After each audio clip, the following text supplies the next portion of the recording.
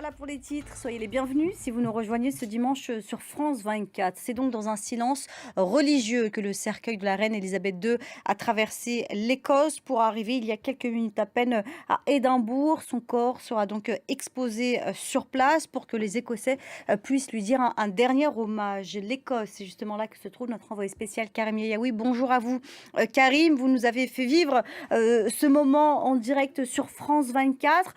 On imagine que vous avez pu parler un peu aux Écossais, comment eux ont vécu ce moment.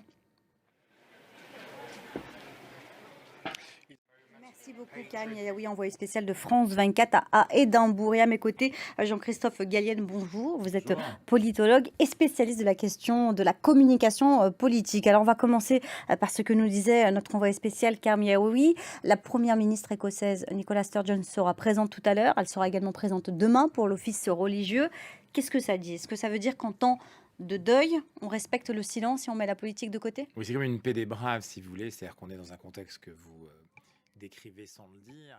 Merci Je vous en prie. beaucoup à Jean-Christophe Gallienne d'être passé pour nous aider à décrypter un peu l'enjeu de l'arrivée de Charles III au pouvoir. Merci beaucoup. Dans le reste de l'actualité, il y a bien évidemment toujours la guerre en Ukraine et Emmanuel Macron qui a demandé cet après-midi à Vladimir Poutine de retirer les armes lourdes et légères russes de la centrale nucléaire de Zaporizhzhia.